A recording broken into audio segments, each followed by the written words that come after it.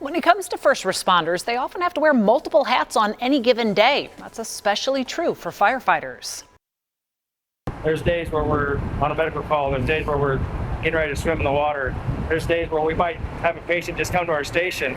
They might be having their worst day and they may be high on drugs and be suicidal. Yeah, they really have to be prepared for it all. As part of our Making a Difference series, a group of Kansas City, Kansas firefighters from fire headquarters invited us to join them for breakfast. What we learned is some of the bonds forged at that table help protect their safety as they give back to their community in a variety of ways. A quick note of warning, this story does include references to suicide that might not be suitable for younger audiences.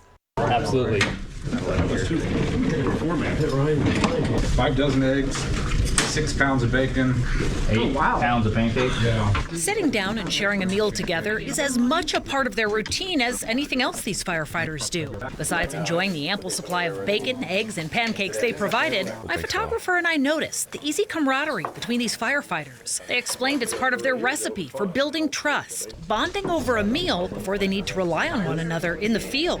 Take, for example, one of several bridge rescues they've performed in Kansas City, Kansas.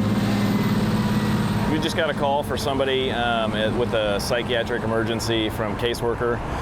He was headed towards the bridge. When we got here, he was just about right here, so we kind of followed him out there. That man climbed over the railing to a narrow ledge, leaning precariously over a long drop-off to the water below. To avoid frightening him, one of the firefighters went out on the bridge alone, with the others mobilizing nearby. Was it right about in here? Is this kind of where you ended up stopping? And this was where those hours learning to read each other across the breakfast table came in handy. If I'm out there with him and I happen to reach down and get a hold of him, I'm counting on these guys to run up and grab my legs immediately. So we're reading Phil the whole time. Yeah. While Phil's getting ready to, he's talking to the patient, we're making eye contact with him. You know, is he getting ready to grab this guy? This guy about to jump?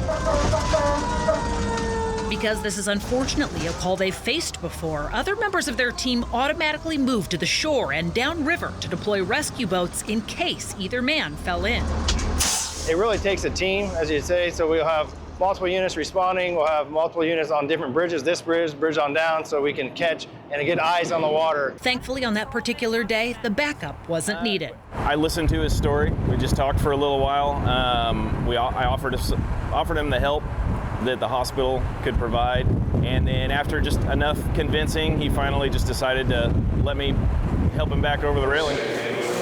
After that man was taken to the hospital for mental health treatment, the KCK fire chief praised his crew for not only that rescue, but another similar rescue of a person that happened right around that same time. Once again, firefighters encountered someone who was suicidal, although this time the risk to first responders was even higher. I was just getting home, minding my own business, but listening to the radio. And as the company called in, the Captain Kane, described the fact that the person was on a train trestle and considering to jump. You have to put it in perspective. If a train comes through, there's no way in the world that firefighters would have been able to survive unless they would have jumped from the trestle. None of it would have been good. But regardless of their own safety, firefighters went out on those tracks and were able to convince the person to return safely with them. Their chief was so moved by their bravery, he invited our camera crew to stop by as he recognized their efforts.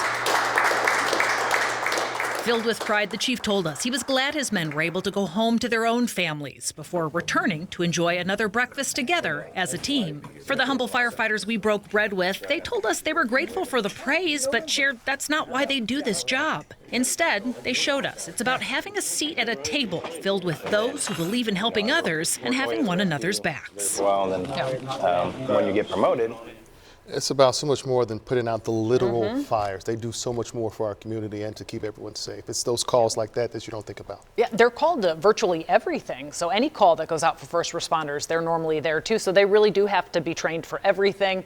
A big thank you to them for inviting us in, for letting us be there for that little ceremony, and then also feeding us. That was they can cook, Kevin. That was a great breakfast. So we will come back gladly anytime.